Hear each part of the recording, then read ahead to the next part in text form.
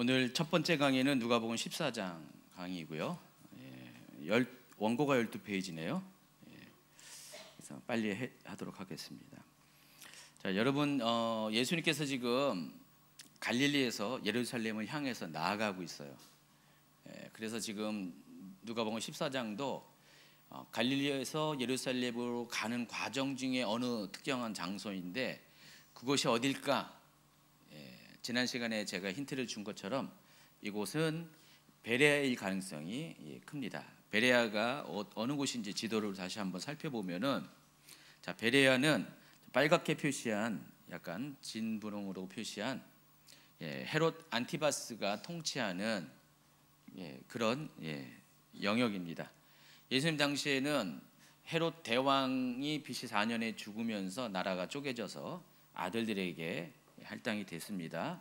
그래서 예수님 당시에는 두 아들이 통치하고 있었고 유대 지역은 총독 관할하에 있었습니다. 그래서 헤롯 안티파스가 통치하는 지역이 갈릴리 지역하고 지금의 요르단 지역인 베레아 지역입니다. 그 지역에 두 영지를 헤롯 안티파스가 분할받았고요.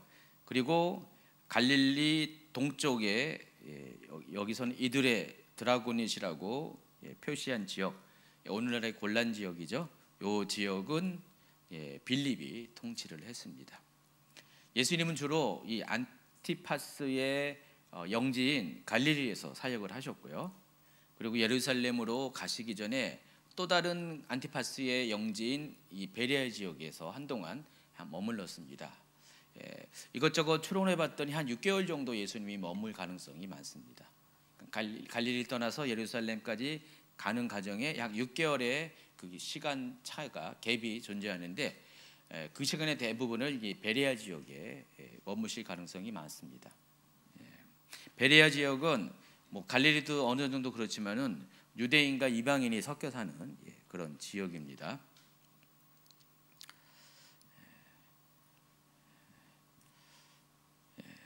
그리고 또 누가복음의 이 저자인 누가의 기록 특징이 있다고 말씀드렸죠. 제가 한 두세 번 지난주에도 말씀드렸는데 예수님께서 어떤 교훈을 가르치실 때는 대부분의 경우 그 교훈을 말하게 된 그 발단이 된 사건이 있습니다. 예수님이 그냥 아무 말이나 그냥 아무 때나 그냥 느닷없이 말씀하신 게 아니라 어떤 사건을 계기로 그 말씀을 하셨다는 것입니다. 그래서 항상 거의 대부분, 항상은 아닌데 거의 대부분 이렇게 어떤 예수님의 특별한 가르침이 있을 때는 어떤 사건에 대한 소개가 먼저 나옵니다. 누가복음의 이제 특징이에요. 이와 반면에 마태복음은 좀 다르다 그랬죠.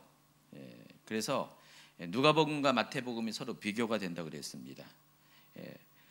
마태복음의 경우는 이러한 과정들이 다 생략이 됐고요.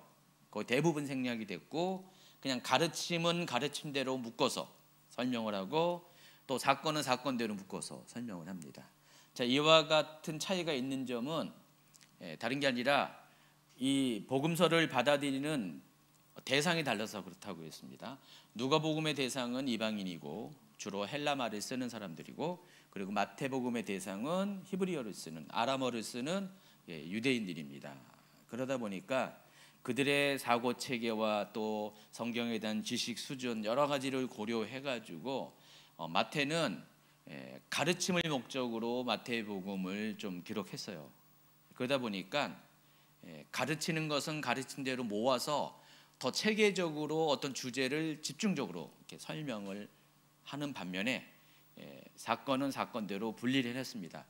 근데 누가복음은 그럴 필요가 없기 때문에 원래 예수님은 어떤 사건이 있고 그 사건에 따른 어떤 그 반응으로서 비유를 소개하시거나 아니면 가르침을 하시는데 그냥 자연스럽게 있는 그대로 원래 이제 발생한 그 상황 그대로 이제 누가는 기록했는데 마태가 이것을 의도적으로 편집을 했다는 것입니다.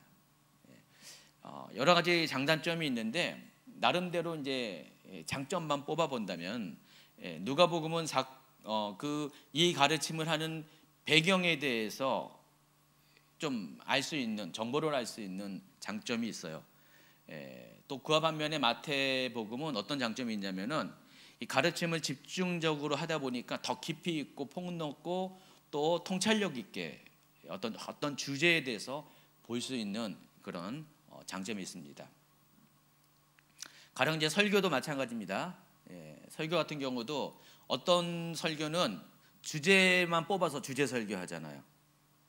또 어떤 분은 강해 설교를 합니다. 그러니까 제가 주로 하는 게 이제 강해 설교예요.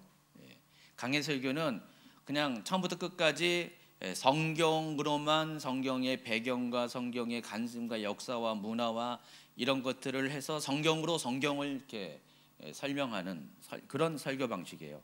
근데 주제 설교는 뭐 그런 것도 조금씩은 필요한 것들은 감안하지만은 어떤 특정한 주제만 딱 포커스에 맞춰서 그것을 설명하기 위해서 다른 것들을 다 끌어오는 그런 방식입니다. 다 장단점이 있어요. 그렇죠?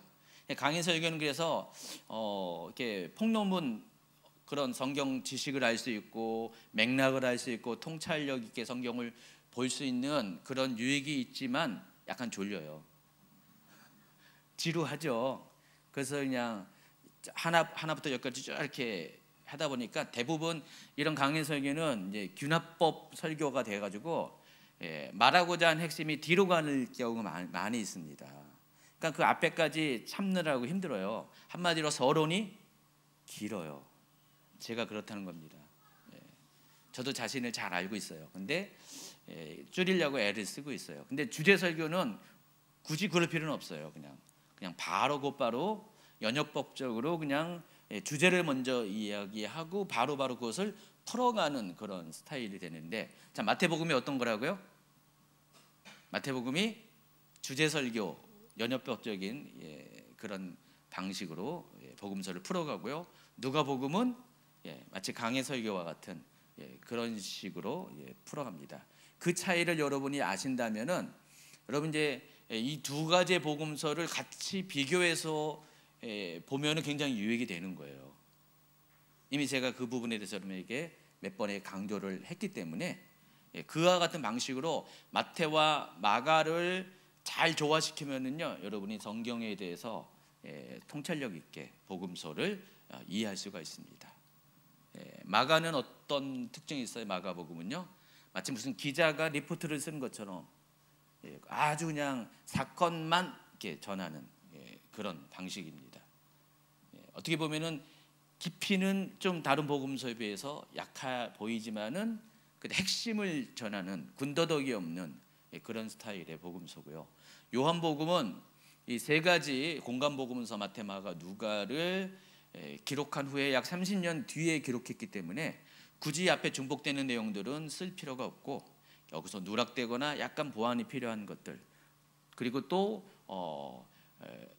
요한이 이 요한복음을 기록할 때는 나이가 90에서 100세 사이에 아주 깊이 있는 영성을 또 인격도 그 우레의 아들에서 이제는 아주 인자한 사랑이 많은 사도로 바뀐 후에 기록이 됐기 때문에 그와 같은 그 저자의 성품과 인격과 영성이 그대로 반영된 그런 특징을 갖고 있습니다.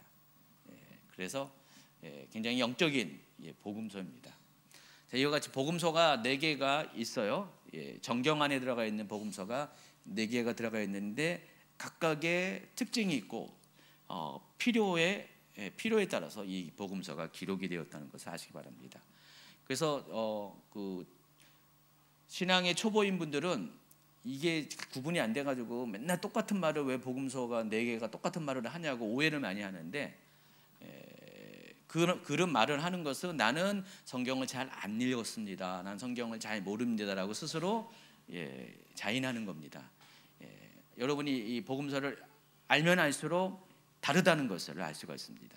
같은 그런 내용인데 같은 이야기를 다루고 있는데 그러나 서로 관점이 다르고 포인트가 좀 강조하는 것이 다르다는 사실을 우리가 알 수가 있습니다. 그리고 그래서 이 네 복음서는 서로 보완의 관계예요. 그래서 네 복음서가 통으로 여러분이 다 비교하면서 읽으시는 습관들을 가지시기 바랍니다. 그러니까 여기서 잘 안 풀어지면은 저쪽에서 또 살펴보고요. 다른 복음서 살펴보고 그것도 안 되면은 다른 번역으로도 읽고요. 오늘도 어떤 분이 이제 저한테 카톡으로 성경을 이제 질문을 해왔는데 뭐였더라? 민수기였나? 뭐였나? 그런데 그 앞절과 뒷절을 이렇게 넓게 조금만 확장해서 보면은 그 말이 무슨 뜻인지가 충분히 이해가 되고요. 거기다가 번역본을 조금만 달리해도 더더욱 이해가 되는 겁니다. 그래서 제가 이제 답을 드렸는데 뭐 그분뿐만 아니라 모든 분들이 앞으로 그런 거 있으면은 그런 식으로 성경을 조금 더 확장해서 다른 번역과 함께 보시면 됩니다. 이거 원고에 없는 얘기예요.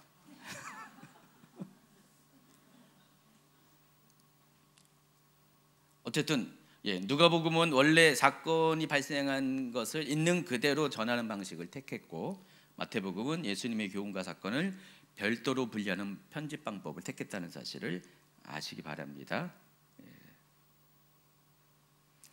그와 같은 측면에서 누가복음 14장도 어느 안식일 날 예수님께서 한 사람을 치유한 사건을 소개하는 것부터 시작합니다. 어떤 사건이 발생했고 그 사건으로 인해서 예수님의 비유와 교훈이 이어진다는 것입니다.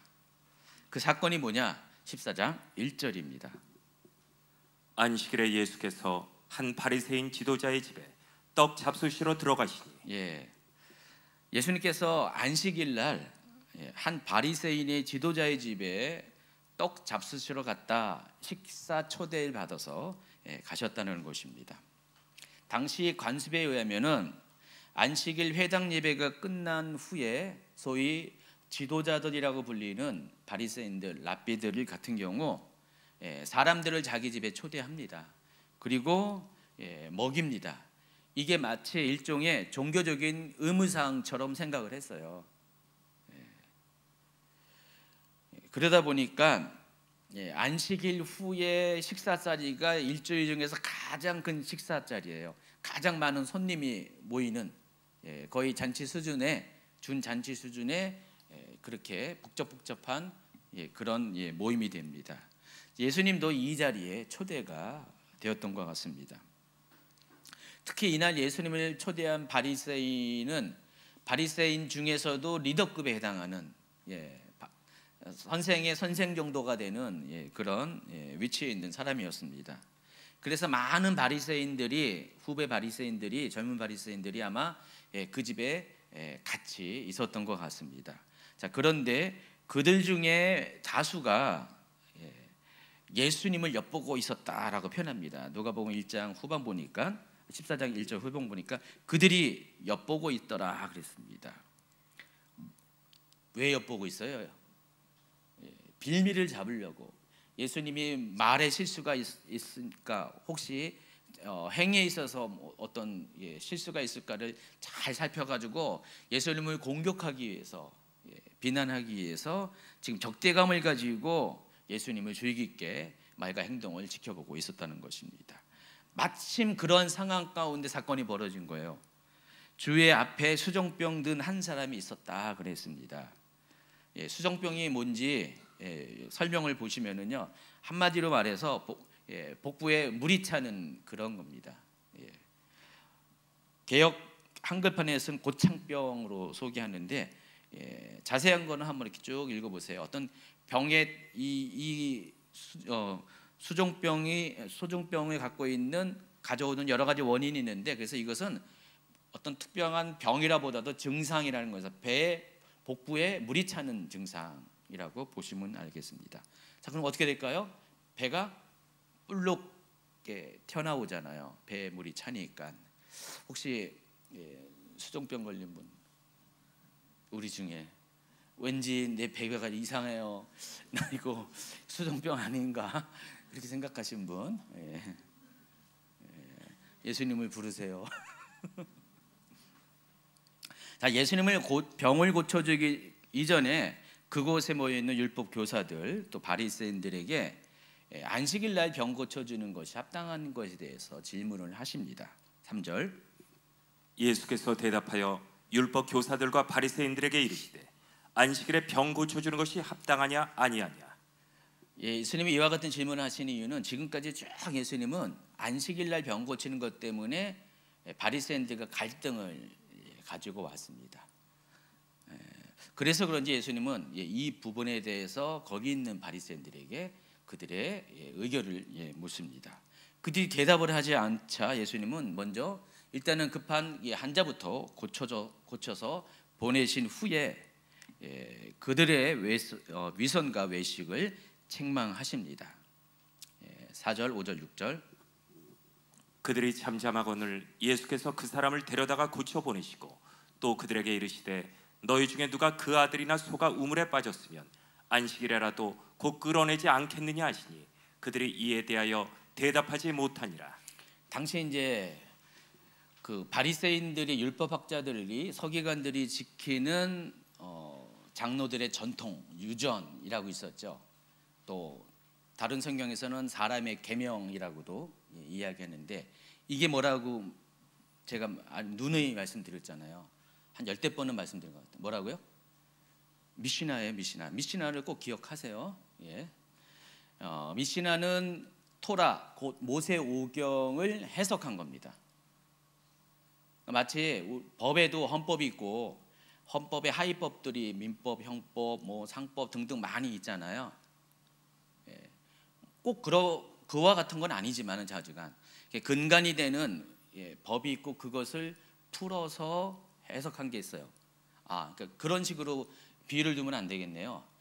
그런 법이 있으면은 그것을 해석하는 판사가 법을 이렇게 판결을 할 때 수많은 판례들이 있잖아요. 판례들. 이걸 보시면 되겠네요. 이거라고 보시면 되겠네요. 판례에 해당하는 게 미시나예요. 그러니까 법은 있는데 딱 법 조항이 있는데 이 판례는 법 조항과 같은 그런 권위가 있는 건 아니잖아요.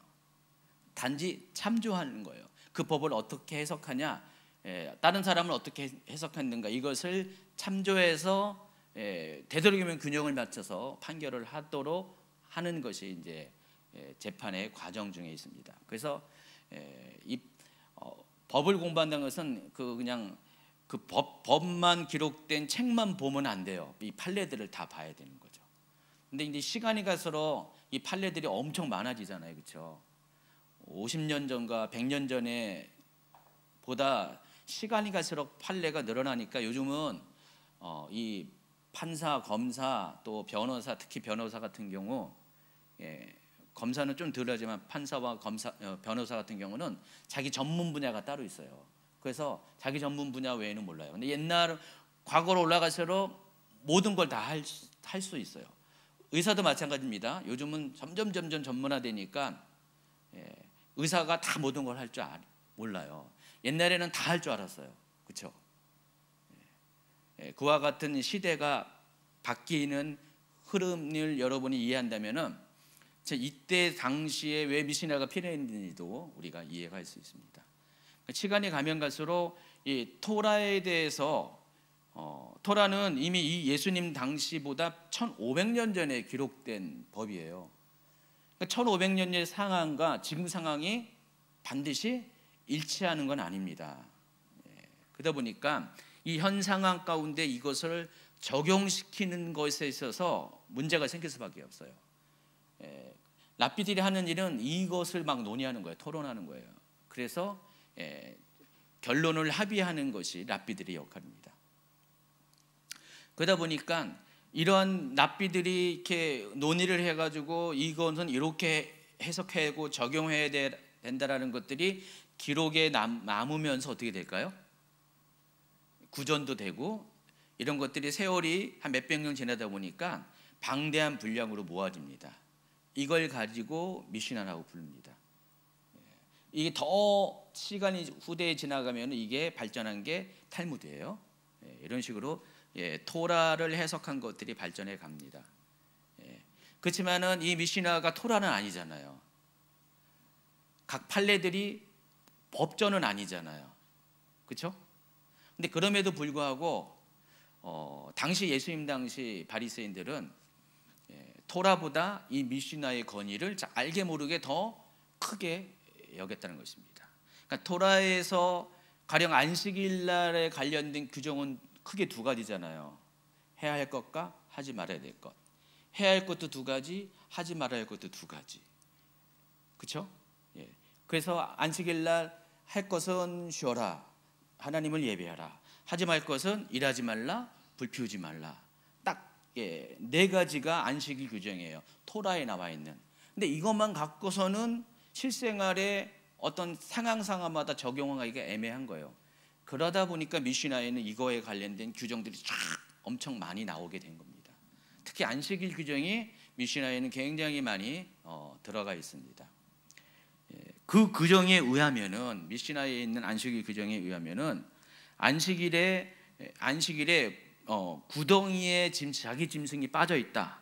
그러면 구해낼 수가 있어요. 그런데 아이러니하게도 사람이 안식일 날 아프다. 고쳐서는 안 돼요. 이것은 생명의 활동과 관련되어 있기 때문에 일하는 것으로 본다는 것입니다. 말이 안 되잖아요, 그렇죠? 짐승은 구해내고 사람 아픈 것은 건드리면 안 돼. 앞에 장면에서 우리 지난 시간에 보면은 바리새인들 있잖아요. 예수님이 안식일 날 환자를 고치니까 왜 다른 6일 동안의 날이 있는데 왜 굳이 안식일 날 환자를 고쳐서 이 미시나를 지키지 못하느냐. 그것 갖고 항의를 했잖아요. 근데 토라에는 그런 말이 전혀 없거든요. 전혀 없음에도 불구하고 자기들이 만든 사람의 계명을 가지고 예수님의 행동에 대해서 판단하고 비난을 하고 있었다는 것입니다. 예수님이 이와 같은 그들의 기준이 율법을 주신 하나님의 본래 마음과 뜻을 고려하지 못한 것이라는 것을 말씀하십니다. 그러니까 앞뒤가 안 맞은 거예요. 율법을 주신 목적은 우리가 법이 없으면은, 왕이 없으면은 각자 자기 소견에 옳은 대로 행하면서 그걸로 인해서 망할 수밖에 없으니까 하나님께서 우리에게 법을 주신 거예요. 망하지 않도록 울타리를 주신 거예요. 그러니까 율법을 주신 동기는 우리를 향한 긍휼, 사랑입니다. 배려입니다.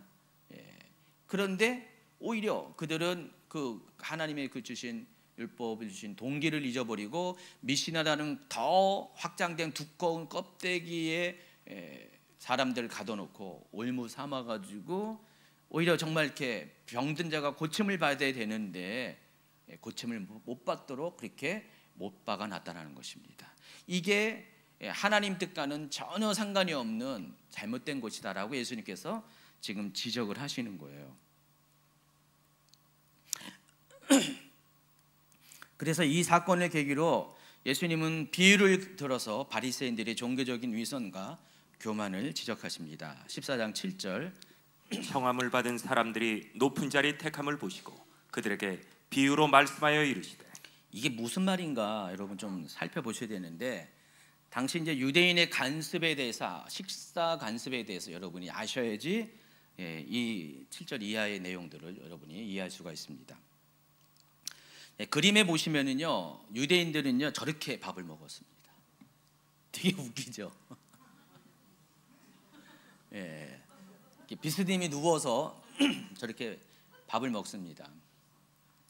요즘 같으면은 무슨 우리나라 사람은 저렇게 먹으면 소대하면서 소가 된 사람 한 번도 못 봤어요. 근데 그건 진리가 아닌 것 같아요. 근데 유대인들은 저렇게 먹었습니다. 밥을 먹었어요. 그림을 또 보시면 저기 남자들이고 또 여자들도 이렇게 또 저런 식으로 또 먹네요. 막 섞어서. 두 번째 그림도 있잖아요.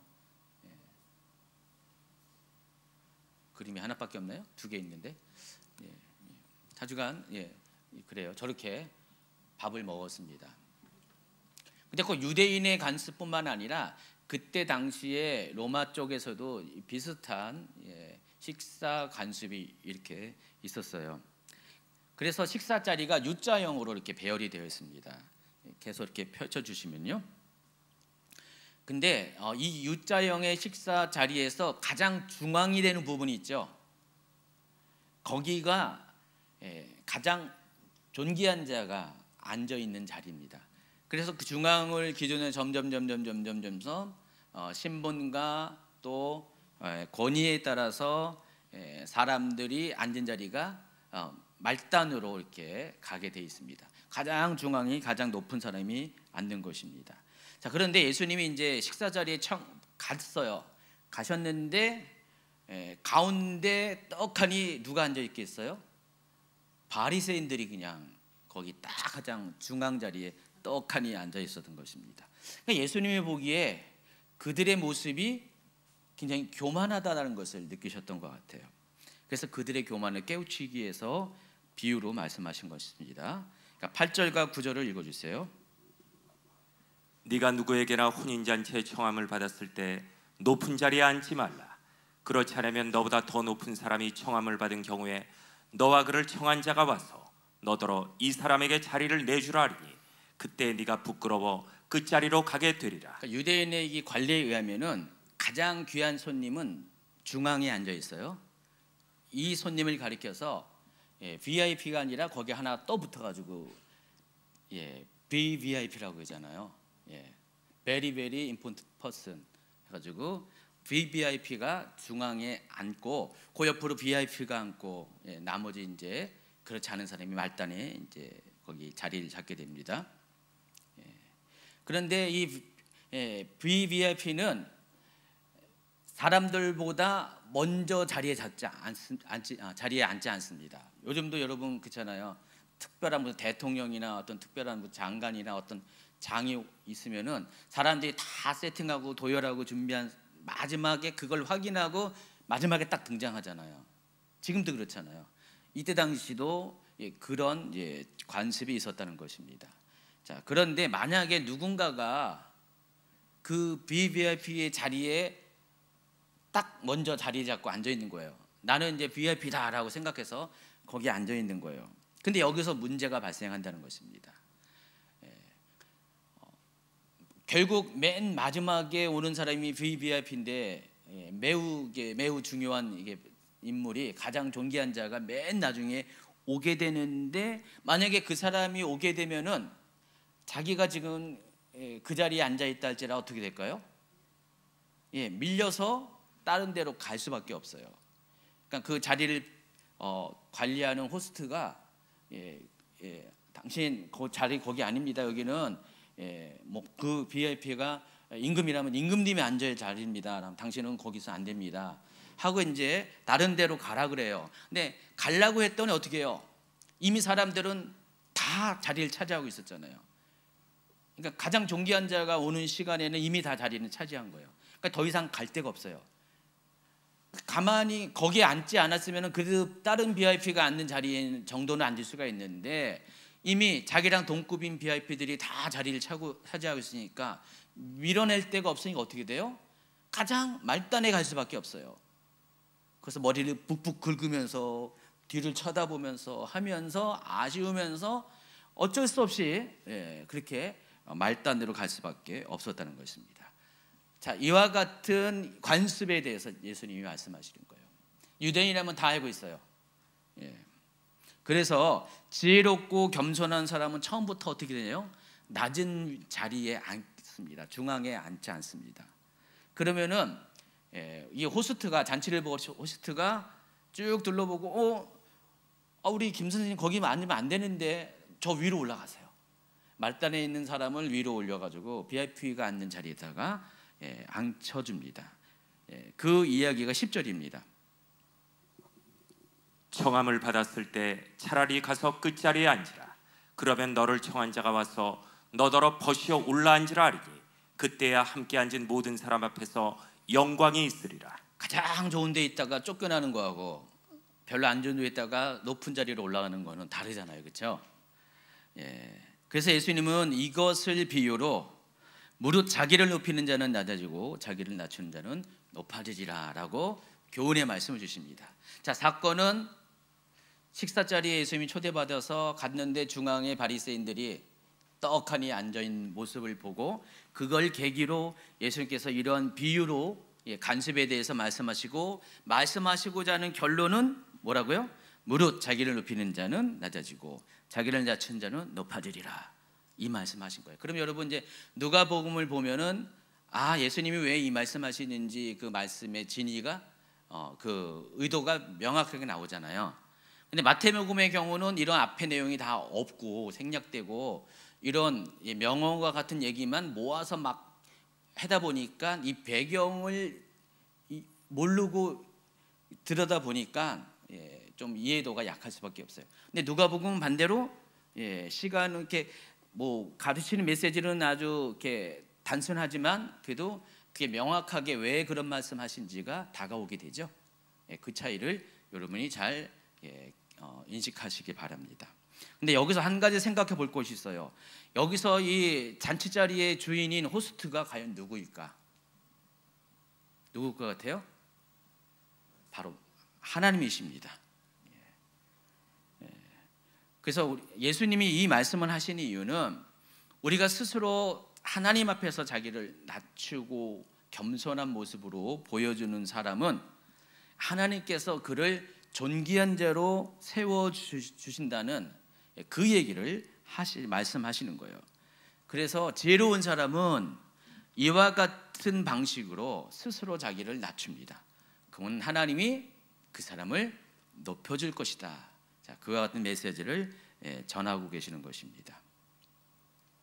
여러분은 어때요? 여러분도 간혹 가다가 중앙에 앉으려고 하지 않습니까? 뭐 식사 자리 중앙을 말하는 거 꼭 그것만은 아닌데 여러분의 삶의 모든 면을 보시면은요, 스스로 높아지려고 하는 그런 것들이 우리는 의식하든 의식하지 않든 많이 있어요. 제가 이제 뭐 이렇게 SNS 같은데 이렇게 보면은요, 그런 분들 정말 많아요. 그냥 자기를 드러내고자 하는 게 너무 많아가지고요. 근데 또 의도적으로 또 그렇게 하신 분들이 많이 있습니다. 목사님 중에서도 그런 분들이 상당히 많이 있고요. 근데 어떤 분들은 전혀 자기를 드러내지 않은데 다른 사람을 통해서 저분이 정말 이렇게 멋있는 분이다, 존경할 만한 분이다, 이런 것들이 막 드러날 때 저도 많이 느껴요. 처음에 전자의 같은 경우에 보면 처음에는 호기심도 있고 관심도 있는데 점점 하나님 앞에서의 그 모습이 좀 이렇게 신뢰가 좀 안 돼요.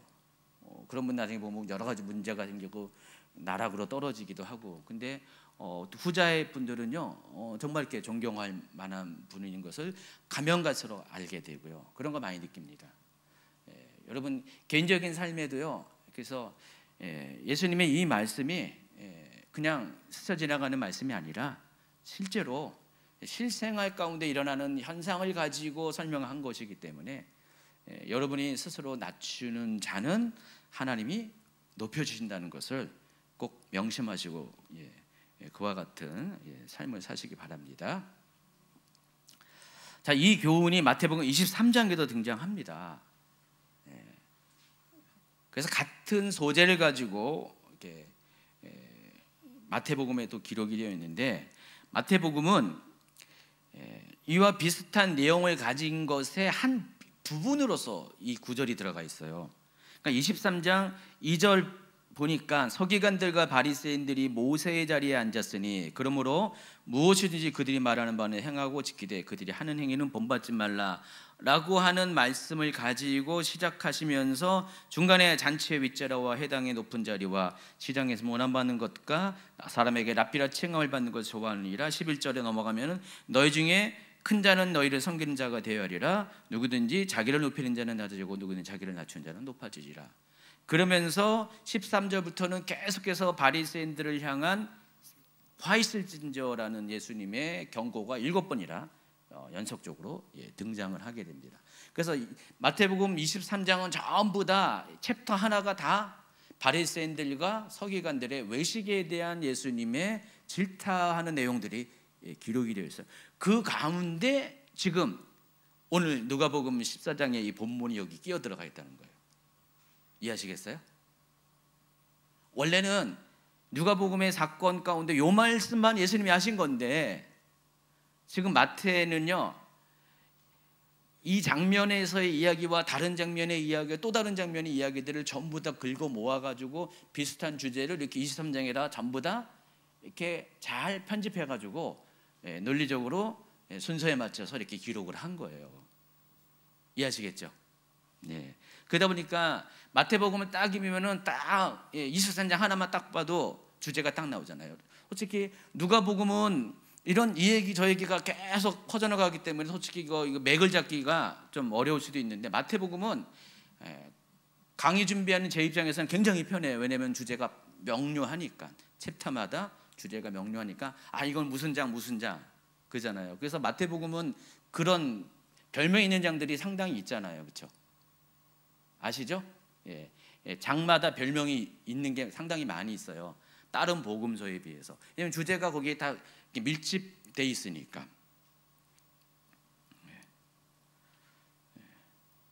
그래서 마태복음 23장 2절에 보면 서기관들과 바리새인들이 모세의 자리에 앉았다라는데, 이 모세의 자리, 또 회당의 높은 자리가 의미하는 게 바로 여기예요. 여기가 이제 갈릴리 쪽에 가면은요, 고라신이라는 도시가 있어요. 유적이 있습니다.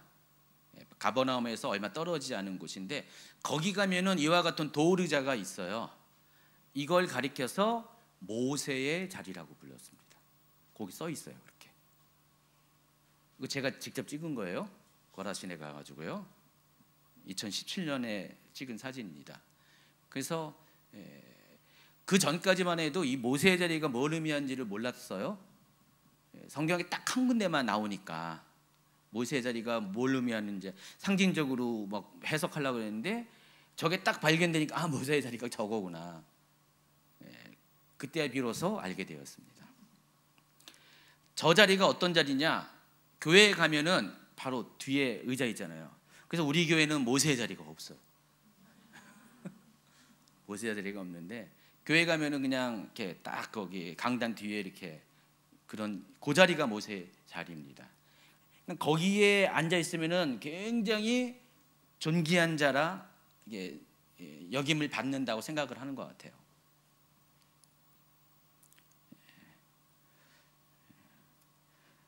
어쨌든 간에 누가복음에서는 이 부분을 이렇게 짧게 지나가듯이 한 사건과 더불어서 이렇게 짧은 메시지로 이야기를 하고 있지만은, 마태복음에서는 이와 더불어서 비슷한 이야기들을 하나의 큰 주제로 묶어가서 설명을 하고 있다는 사실을 아시기 바랍니다. 자, 이 말씀에 이어서 예수님은 자신을 잔치자리에 초대한 사람에게 개인적으로 다음과 같은 당부의 말씀을 하십니다. 또 자기를 청한 자에게 이르시되 네가 점심이나 저녁이나 베풀거든 벗이나 형제나 친척이나 부한 이웃을 청하지 말라. 두렵건대 그 사람들이 너를 도로 청하여 내게 가품이 될까 하노라. 잔치를 베풀거든 차라리 가난한 자들과 몸 불편한 자들과 저는 자들과 맹인들을 청하라. 12절에는 네 종류의 사람이 언급됩니다. 13절도 네 종류의 사람들이 언급돼요. 그래서 이 12절에 언급된 벗, 형제, 친척, 부한 이웃, 그리고 13절에 가난한 자들, 몸 불편한 자들, 저는 자들, 맹인. 자, 이들은 서로가 대비가 되는 비교 대상들이에요. 그래서 이 앞에 있는 사람들과 뒤에 있는 사람들은 신분적으로 생활 수준에서 차이가 있는 사람이라는 것입니다. 그래서 일반적으로 후자의 사람들은요, 당시에 회당 예배조차 참석을 못한다고 합니다.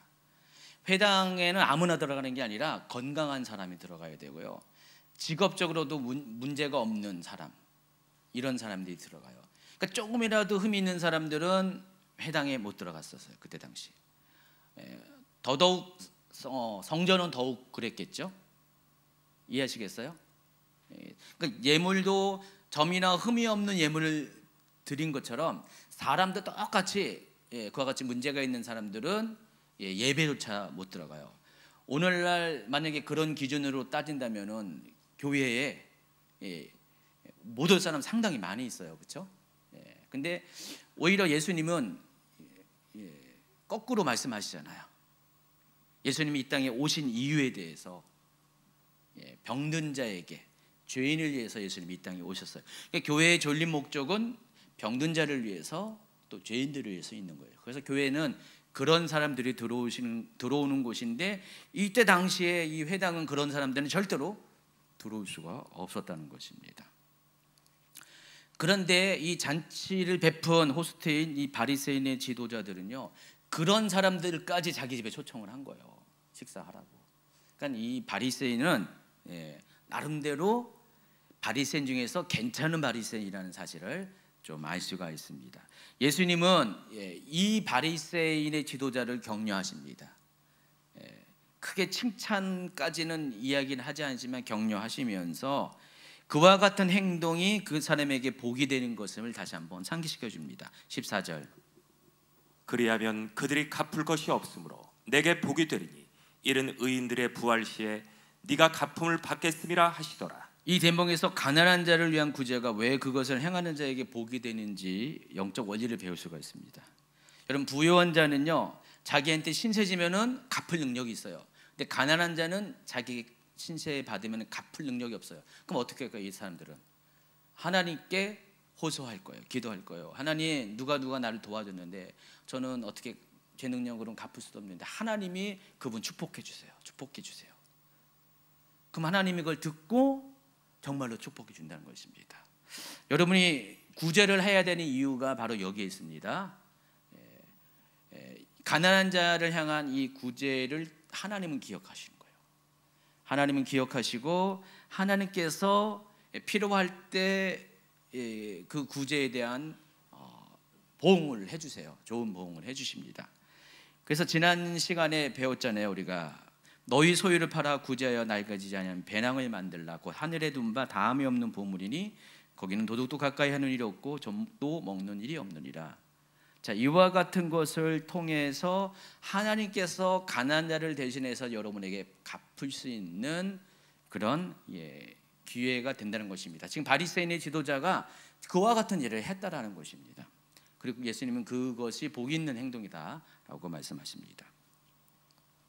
지난번에 어느 분이 11장 누가복음 7장 41절에 이야기도 이렇게 질문했다고 했죠. 제가 그때 잠깐 또 답을 줬긴 했지만은 여기 또 한번 이야기한다면은 이거와 더불어서 누가복음 12장 33절과 더불어서 11장 41절은 구제의 또 다른 한 측면에 대한 교훈이에요.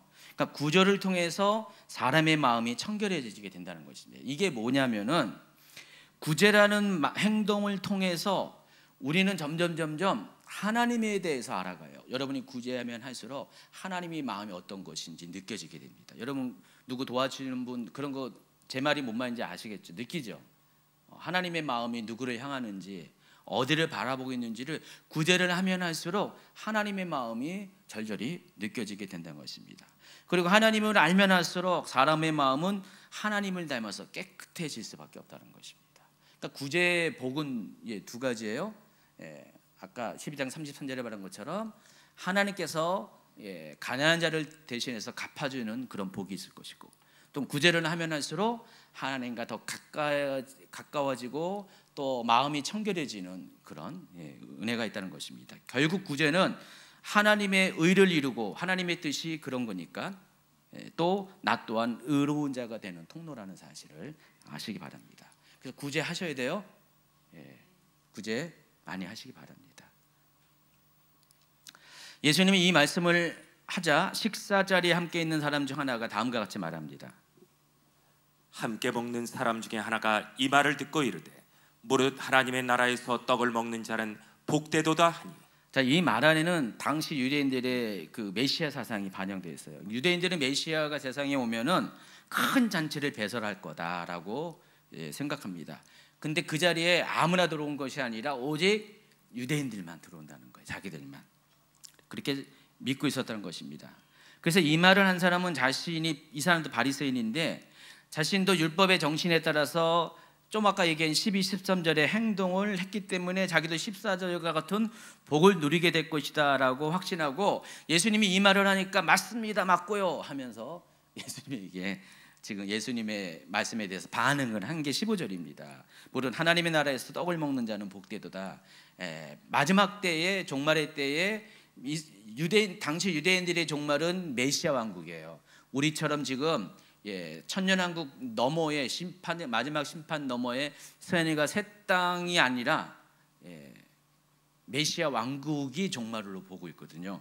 거기까지만 종말에 대한 의식이 있어요. 바로 그때 메시아 왕국에서 하나님 나라에서 떡을 먹는 자가 될 것이다 라고 이야기하는 것입니다. 이 말을 들으신 예수님께서 그 말을 계기로 해서 이번에 또 그 사람의 말을 계기로 또 다른 비유를 들려주십니다. 16절부터 이르시되 어떤 사람이 큰 잔치를 베풀고 많은 사람을 청하였더니 잔치할 시각에 그 청하였던 자들에게 종을 보내어 이르되 오소서 모든 것이 준비되었나이다 하매 다 일치하게 사양하여 한 사람은 이르되 나는 밭을 샀음에 아무래도 나가 보아야 하겠으니 청컨대 나를 양해하도록 하라 하고 또 한 사람은 이르되 나는 소 5겨리를 샀음에 시험하러 가니 청컨대 나를 양해하도록 하라 하고 또 한 사람은 이르되 나는 장가 들었으니 그러므로 가지 못하겠노라 하는지라. 종이 돌아와 주인에게 그대로 고하니 이에 집주인이 노하여 그 종에게 이르되 빨리 시내의 거리와 골목으로 나가서 가난한 자들과 몰 분편한 자들과 맹인들과 저는 자들을 데려오라 하니라. 종이 이르되 주인이여 명하신 대로 하였으니 아직도 자리가 있나이다. 주인이 종에게 이르되 길가 산 울타리가로 나가서 사람을 강권하여 데려다가 내 집을 채우라. 내가 너희에게 말하노니 전에 청하였던 그 사람들은 하나도 내 잔치를 맛보지 못하리라 하였다 하시니라. 어서 많이 봤던 거잖아요. 마태복음 22장 1절부터 14절에 이 비슷한 내용의 기록이 있습니다. 같은 내용의 기록이 되어 있는데 약간의 차이가 있어요. 한 두 곳 정도의 어떤 차이가 있는데 일단은 이 잔치를 베푼 사람이 마태복음에서는 어떤 임금입니다. 일반 사람이 아니에요. 어떤 임금이에요. 그리고 그 잔치 성격이 누가복음에는 그렇게 그냥 잔치라거나 큰 잔치라고 했는데 마태복음에서는 혼인잔치라고 명확하게 나와 있습니다. 그래서 마태복음의 비유를 누가복음과 잘 살펴보면은 분위기가 좀 달라요. 좀 무거운 분위기고 등장인물도 평범치 않은 등장인물이 등장한다는 것입니다. 내용도 비슷해요. 호스트가 임금임에도 불구하고 마태복음의 기준에 의하면은 잔치를 부른 청한 사람이 임금임에 불려도 똑같이 초청을 받았음에도 불구하고 응하지 않은 사람들이 있어요. 근데 누가복음에는 그 얘기가 없는데 마태복음에서는요. 그 사람을 보냈는데 메신저를 보내서 종을 보내가지고 혼인잔치에 참여하라고 했는데 그냥 안 가면 될 것인데 그 종을 막 모욕하고 심지어 죽였어요. 이런 일이 있다라는 것입니다. 누가복음에는 그 얘기가 나와 있지 않은데 마태복음에는 그 얘기가 추가되어 있어요. 이런 약간의 차이가 있습니다. 그래서 마태복음의 분위기가 누가복음의 분위기에 비해서 무겁고 굉장히 진중하다는 사실을 알 수가 있습니다. 그래서 마태복음의 비유에서 임금이 상징하는 게 누굴까요? 하나님이에요. 또 보내심을 받은 종들은 누구예요? 선지자예요. 그러니까 하나님께서 선지자를 보내어서 아들의 혼인잔치에 참여하게 했는데 그 아들의 혼인잔치가 뭘 상징할까요? 어린 양이신 하나님의 아들이신 예수님의 혼인잔치. 자, 이게 계시록에 보면은 결국은 천년왕국을 말하는 것입니다. 그래서 이 마태복음 22장은 누가복음보다도 더 상당히 종말론적인 색채가 들어가 있는 거예요. 거기에 메시지가 여기에 많이 비유 안에 상징으로 이렇게 녹아 있다는 것입니다. 그거에 비해서 누가복음은 그게 좀 약한 거예요. 그러나 맥락은 동일합니다. 예수님은 이 비유를 통해서 지금 현재 바리새인의 잔치에 참여해서 높은 자리에 앉고자 하는 이들에게 그 자리의 연연함보다 하나님 나라의 천국 잔치에 들어가는 것이 중요하다는 사실을 깨닫게 해주시기 위해서 이 비유를 설명한 거예요. 그래서 오늘 지금 계속해서 잔치와 관련돼서 식사 자리와 관련돼서 또 더 확장돼서 이 큰 잔치까지 쭉 이렇게 나오면서 이 14장 전체가 같은 주제로 지금 흘러가고 있다는 사실을 알 수가 있습니다. 그러면서 결론적으로 마지막 단락에서 예수님은 예수님을 따르는 무리에게 예수님을 따르는 제자의 삶에 대해서 말씀을 하십니다. 25절부터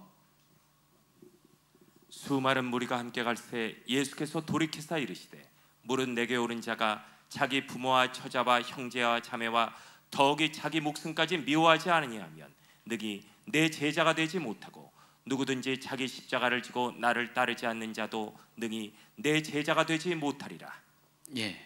그래서 시간 관계상 빨리 하겠습니다. 이 이야기를 말씀을 하시고 두 개의 예증을 통해서 자신의 말을 확증 있게 증거하시는데 두 개의 비유를 마십니다. 망대를 건축하는 비유, 또 하나는 전쟁을 준비하는 임금의 비유. 쭉 읽어보시면은요, 내용이 뭐냐면은 망대를 건축함에 있어서도 전쟁을 준비함에 있어서도 처음부터 계획을 잡고 한다는 것입니다. 실행 가능성을 보고 예산과 준비 상황을 다 점검해서 이것이 정말 해도 될 것인가를 확신한 다음에 망대를 건축하고 전쟁도 한다는 것입니다. 이게 사람들의 그런 일반적인 그런 모습이에요. 마찬가지로 예수님을 따른 제자의 삶을 살기 위해서는, 예수님을 따르는 그 길을 따라가기 위해서는 그 길을 왜 가는지 목적에 대해서, 또 그 길을 갖게 될 때 겪게 되는 모든 가능한 상황을 신중히 고려하면서 결정을 하라는 것입니다. 예수님은 지금 그 얘기하는 거예요. 왜냐하면은 자기의 모든 소유를 버리는 각오 없이는 능히 예수님의 제자가 될 수 없기 때문에 그와 같은 신중한 선택을 한 사람만이 예수님을 따를 것을 권고를 하는 것입니다. 누가복음 14장 33절 읽어주세요. 이와 같이 너희 중에 누구든지 자기의 모든 소유를 버리지 아니하면 능히 내 제자가 되지 못하리라. 지금 제자도에 대해서 이야기하는 거예요. 자, 이 내용이 마태복음에도 이렇게 지금 누가복음엔 퍼져 있는데 마태복음은 집중적으로 한 챕터에 어떤 다른 똑같은 주제와 더불어서 한 부분으로서 이렇게 집중적으로 설명하고 있습니다. 자, 여기가 결론인 것 같은데 34절과 35절이 또 이렇게 남아 있어요. 34절 35절 읽어주세요. 소금이 좋은 것이나 소금도 만일 그 맛을 잃으면 무엇으로 짜게 하리요? 땅에도 거름에도 쓸데없어 내버리느니라.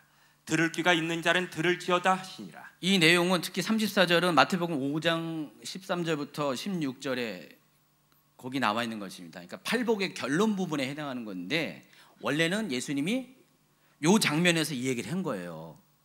빚에 대한 얘기도 여기서 한 게 아니었고 다른 데서 한 것을 마태복음에서는 5절에서 또 이렇게 같이 묶어서 기록을 했습니다. 근데 왜 예수님이 언뜻 분위기와는 맞지 않는 이런 말씀을 하셨을까라는 거기 생각을 해봅니다. 무슨 이유로 글의 흐름과 맞지 않은 말을 하신 것일까? 특히 35절 후반부에는 들을 귀 있는 자는 들을지어다라고 하시면서 이 말을 이해할 수 있는 사람은 이해해라 라고 하신 말씀이에요. 그러니까 그 말은 뭐예요? 대부분의 사람들은 이해하지 못할 수도 있다. 내가 왜 이 말을 34절과 35절의 말을 했는지를 이해할 수가 없다라고 말씀을 하십니다. 제가 이것을 여러분 이해 쉽게 설명하자면 이겁니다. 예수님의 제자가 된다는 것은 소금과 같은 삶을 살겠다는 결단이라는 것입니다. 자, 우리나라 사람들은 정말 이렇게 어딜 내놔도요 나무랄 데 없고 정말 진실한 사람, 성실한 사람을 가리켜서 뭐라고 부릅니까? 진국 같은 사람이라고 부르잖아요. 그렇죠? 옛날에는 뭐 진국을 이렇게 먹었을 때, 근데 지금은 뭐 그런 단어를 거의 안 쓰는데 옛날에는 진국 같은 사람이라고, 저 사람 진국이야 진국 막 그랬는데, 그런데 같은 뉘앙스로 유대인들은 진국 같은 사람을 무슨 단어로 대신하냐? 저 사람 소금 같은 사람이야. 소금의 특징은 뭐예요? 맛을 내고 변하지 않습니다. 그러니까 우리나라의 진국과 같은 그런 의미로 소금 같은 사람이라고 사용합니다. 그래서 변하지 않은 약속을 소금 언약이라고도 부르기도 합니다. 그러니까 예수님의 제자가 된다는 것은 이와 같은 결단이 전제되어야 된다는 거예요. 소금과 같은 삶을 살겠다는 결단이 있어야 된다는 것입니다. 그러니까 마태복음의 5장의 팔복의 결론으로서 이것은 그냥 일반적인 예수님 믿는 제자의 삶이 이런 삶을 살아야 된다라고 이야기하는데, 지금 이 누가복음에서는 그보다 더 진중한 분위기에서 이 말을 하는 거예요. 제자도에 대해서 쭉 이야기하면서 그 결론의 결론으로서 이 이야기를 하는 것입니다. 그래서 만약에 너희가 예수님을 따르는, 자기를 부인하고 십자가를 지고 뭐 본토 친척 떠나고 뭐 자기 뭐 가족을 떠나고 뭐 이렇게 결별해가지고 오직 예수님에게 올인하는 삶을 사는 것이 제자의 삶인데, 그것이 소금과 같은 삶인 삶인데, 만약에 그와 같이 살지 못한다면은 그것은 바로 맛을 잃은 소금과 같은 삶이 된다는 것, 사람이 된다는 것입니다. 그럼에도 불구하고 따르겠냐 안 따르겠냐, 지금 예수님은 약간 협박적으로 말씀하신다는 것을 알 수가 있습니다. 그만큼 누가복음에서의 제자도의 강도는 알고 보면 마태복음보다 더 강력하다는 사실을 아시기 바랍니다.